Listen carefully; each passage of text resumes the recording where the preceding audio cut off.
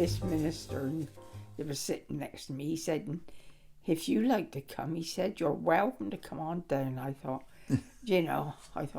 I wanted to know, but I didn't. Yeah. I was sort of in two minds. And I know the kids can go, but I'm not, Right, I interesting. didn't feel right somehow. Yeah. But at any rate, and then they bring a note home to say there's a family service on a certain Sunday. And I thought, well, I can't send my kids and not go myself. Yeah. Otherwise, I'm a hypocrite, So I started to go. And, Keith Chipman's mother, she were a bit elderly.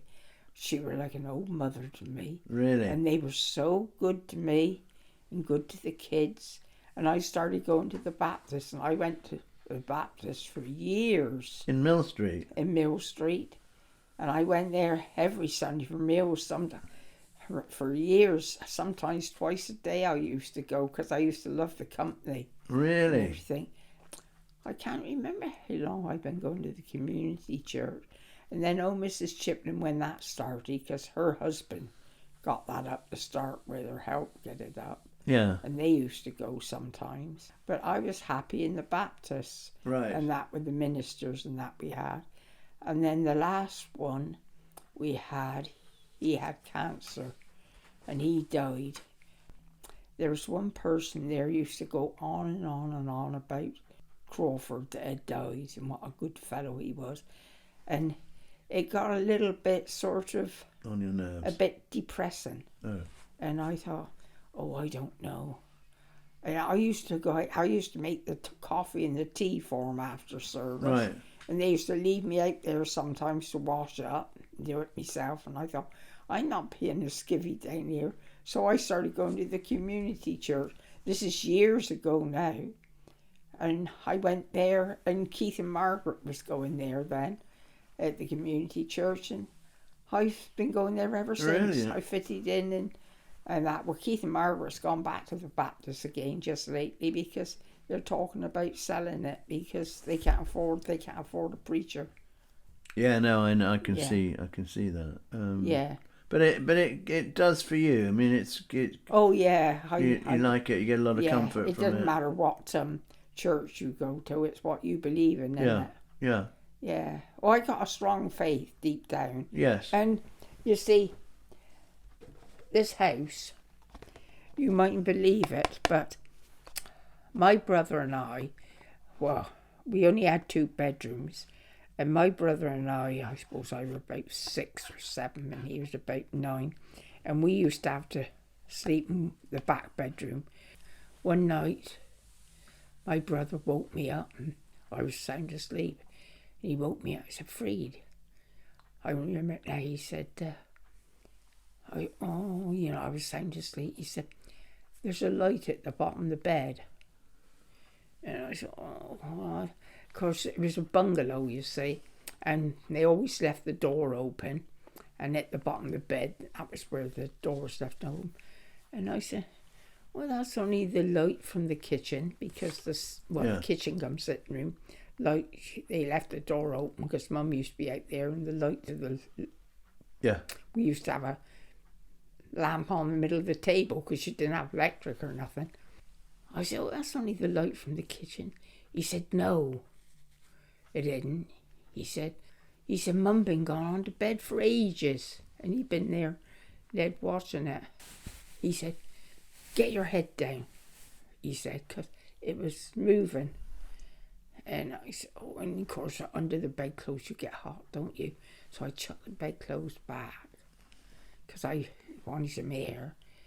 And this little boy, all luminous, maybe in her coat, walking all up alongside the bed.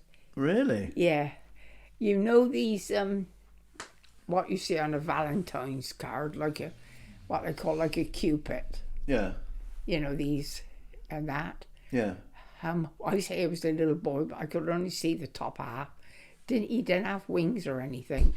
I call him a he, but I don't know whether it was or not because I only saw the top half. Gosh. And he was walking up alongside the bed, and I covered my head up again and called out to Mum.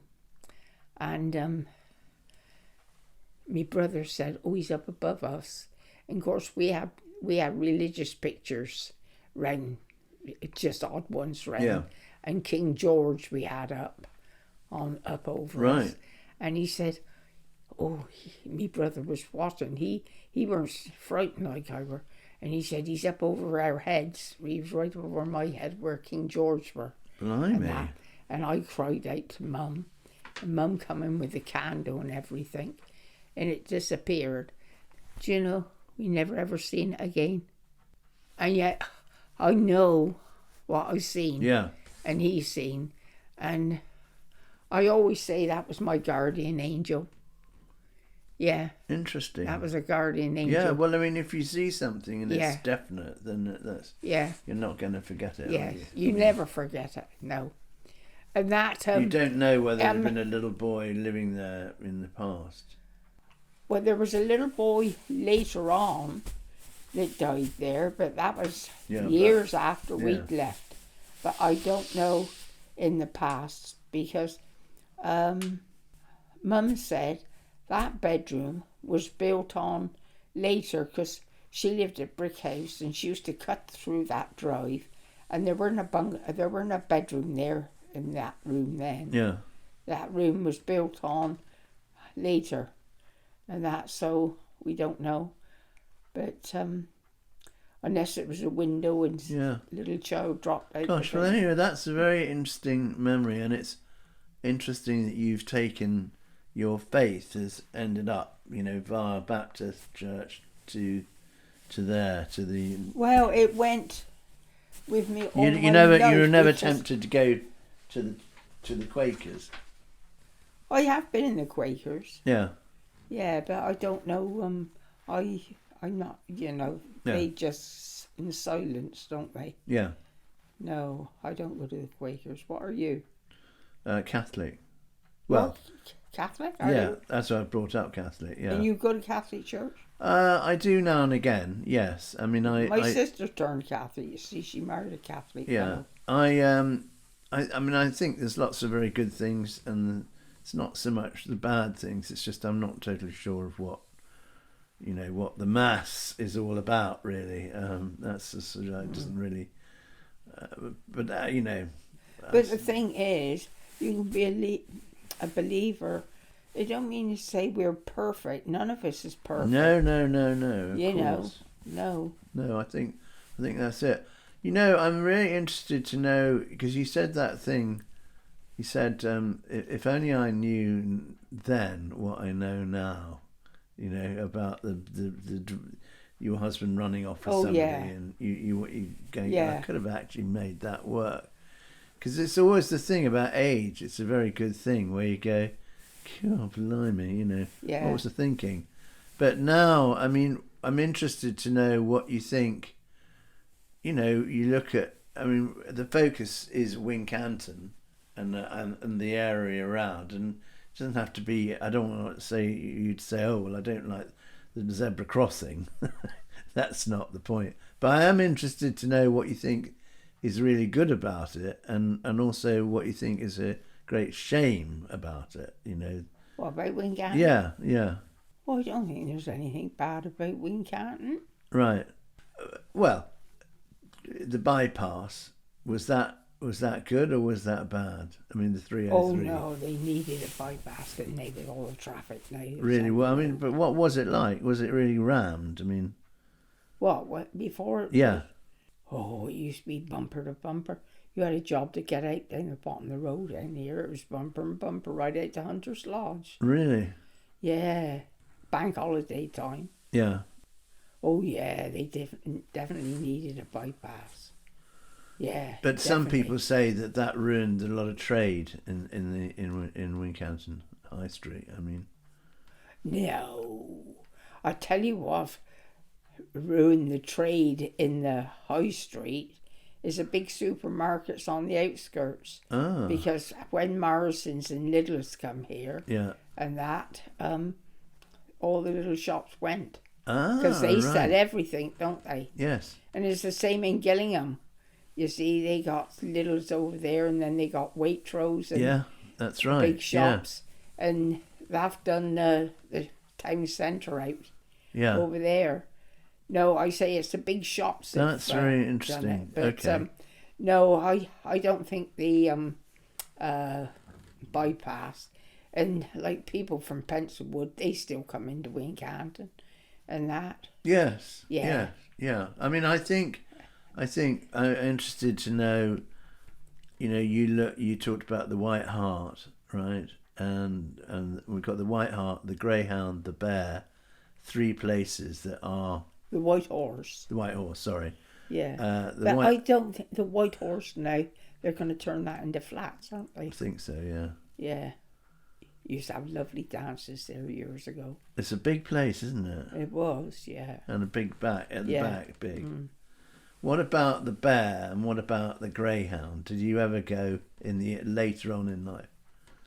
Oh, I have been. I never went in the Greyhound. Right. Not that I can remember. Oh, might have done if it'd been a funeral or something. Greyhound looked very smart going back in time. I mean, it was. Yeah. Yeah, I have been in the Greyhound. Oh, what do they sell down there now? In the Greyhound. Oh, they got paintings and funny things. That's right. Yeah. Yeah, they Yeah. have, haven't they? Yeah. Yeah, and there was a very good art gallery that opened, and it looked like it was going to really go places, but That's right. stopped. Yeah. That was yeah. very good. I used to do art, you know. Did you? I used to do a lot of art one time. Don't do nothing now. Used to crochet, knit, sew. Oh, right. I do gardening. I love me That's gardening. good. Yeah, it's therapeutic, isn't it? Yeah. And I used to do paint. I used to go to art classes. Used to do paintings. So what were your favourite places? You know, when you were, you know, I mean, I'm thinking of Wincanton. You know, some people go, and oh, I love the Dolphin. I mean, I don't. The Dolphin's not that new, is it? I don't know. I used to go in the Dolphin years ago for a Sunday lunch after church. Right. And I used to love about for different people in there then. I don't know how I come to stop going in there. Well, it might be because I didn't go to the Baptist. I went to the community Yes. church. I changed the church. And, But then, and then I didn't go. then did you That's go right. to the Nog? I've only been in the Nog once or twice, not very often, but I enjoyed it when I did go in. But no, I don't go to pub heart. I don't go to pub heart ever now. Years ago, I used to go into Uncle's. I used to feel at home there because, well, that's where my husband used to go a lot. You know, Where? Which? in Uncle Tom's. Oh, Young Tom's, right. It was, in, of course, Penview locals used to go in there Yes. years ago. Yeah. I go down to the Live at Home on a Thursday afternoon in the Methodist Hall, Oh, yes. or to the dinner on a Wednesday. Other than that, I don't go in the town hardly ever. Yes.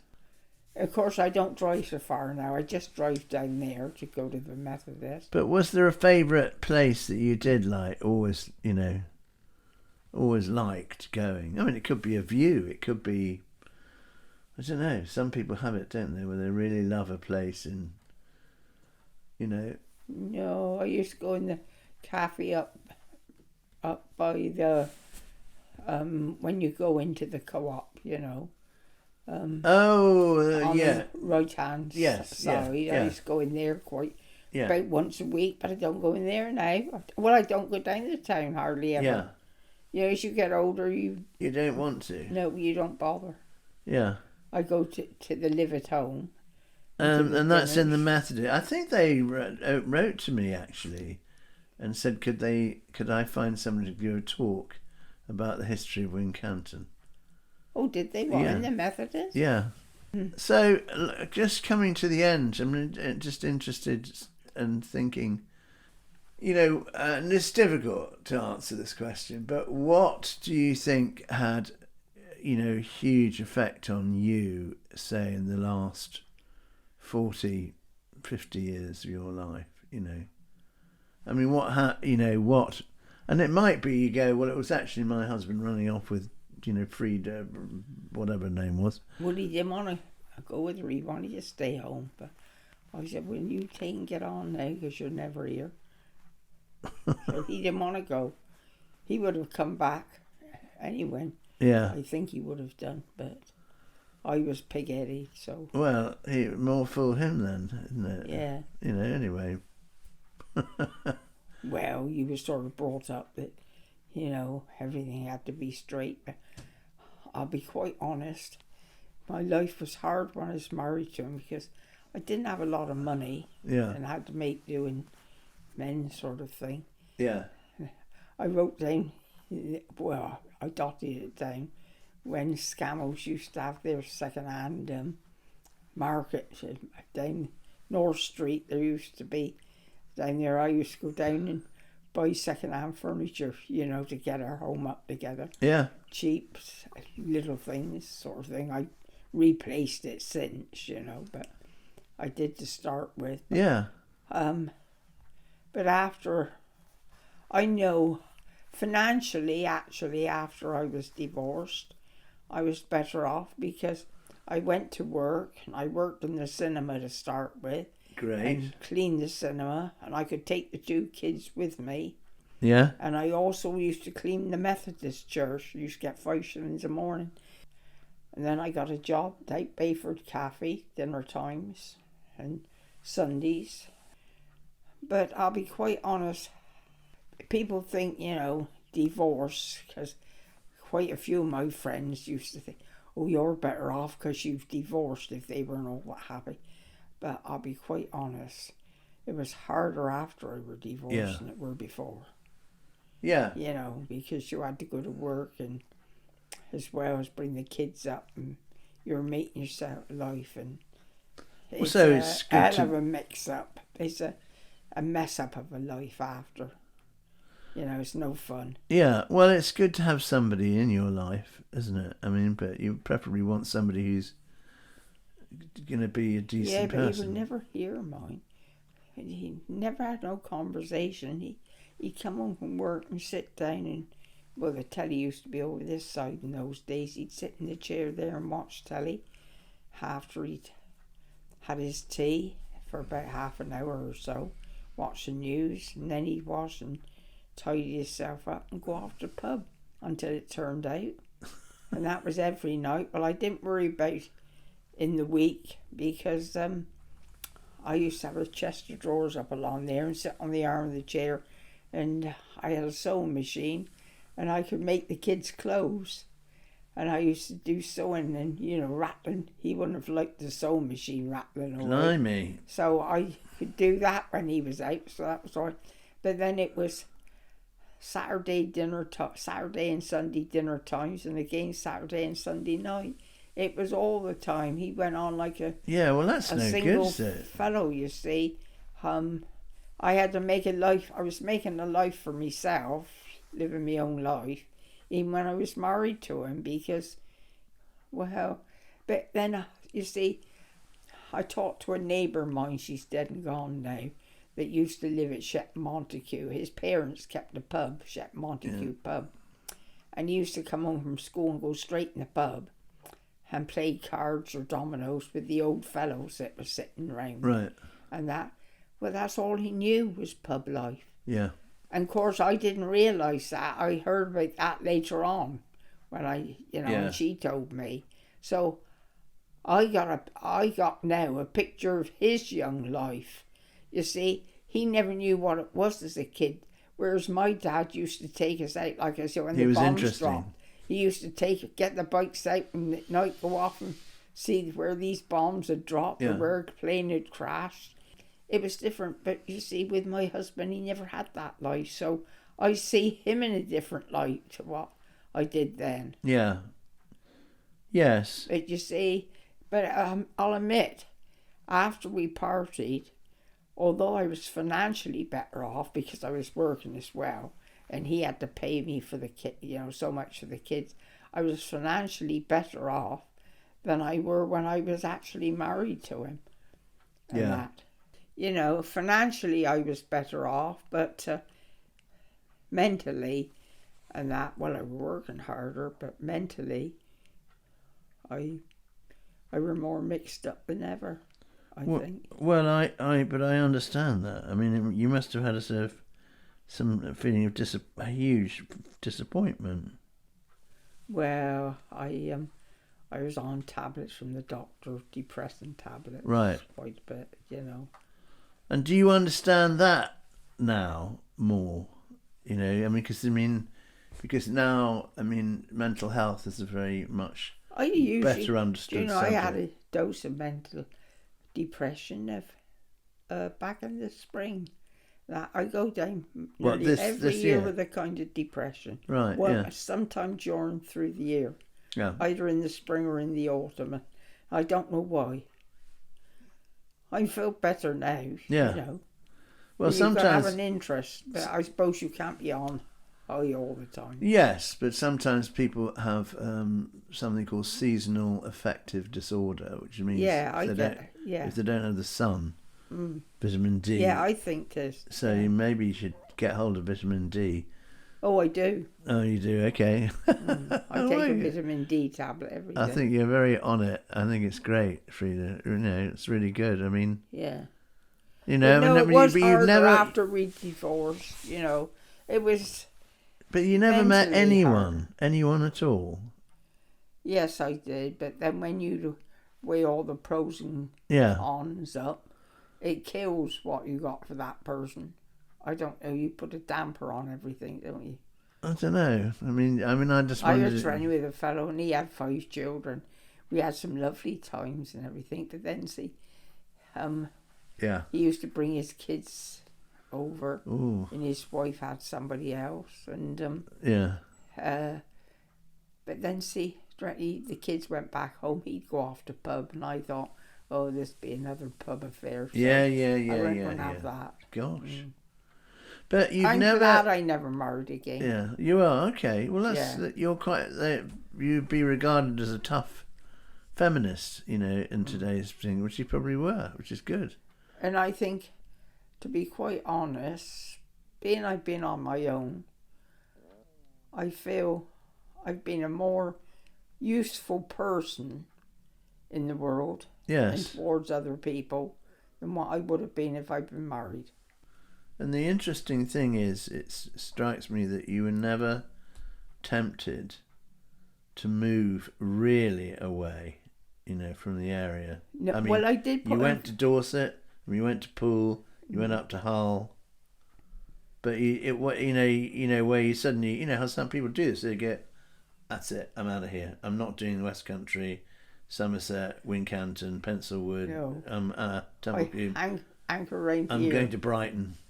But you never did. Oh, no, I don't want to go that far. No, well, I got me relatives all around here, you see, didn't I? I had my sister at Gillingham. I used to hop on the bus and take the kids, and a brother at Gillingham. I could go and see them on a Sunday. My mother was at Pencilwood. She lived till she was 86. Really? And I used to go up there. So family means everything. And clean up for her once a week. Family and friends mean everything, really. Oh, yeah. Because we were a close family. Yeah, that's great. And your 2 sons are pretty fantastic. Oh, very close we are. Yeah. They're very good. Merv is very successful. Do you know Merv? I do know Merv, but I don't know Trevor, I don't think. Yeah. Yeah, they're good boys, yeah. Oh, that's great. Merv's full of aches and pains, isn't he? His marriage broke up. He's arthritis, but, well, I say arthritis, but you see, he used to do motorbike scrambling, and he broke his ankle and then his collarbone and one thing and another, and it's bound to play on, isn't it? Yeah. He's all aches and pains now, and he's all hunched over for a young fellow. Terrible, really. Yeah. Oh, well, anyway. But Trevor, but they're both workers, and Trevor say he works hard. Well, he's retired now. He is retired, is he? Yeah, because Merv's working. He he's got the garage and the car business. He does the schools and that. Yeah. Yeah. Yeah. Oh, well, that's great. How did you come to know Merv? I think it must be through somebody in the History Society. You know, I'm sure. Oh. I think. Where do you live? Mill Street. Oh, do you? Yeah. Oh. Because the Chiplins' empty house down there, they never do anything with it, do they? That big empty one over the right-hand side going down. Orchard House. Is it Orchard House? Yeah. Yeah. And whereabouts do you live then? About 4 doors down from that. Oh, nearly. 22. They're in a pub down there now, the George. No, it's gone. That's gone. I used to go down the George sometimes. I bet. Yeah, years ago. Yeah. Well, do you still cycle? No.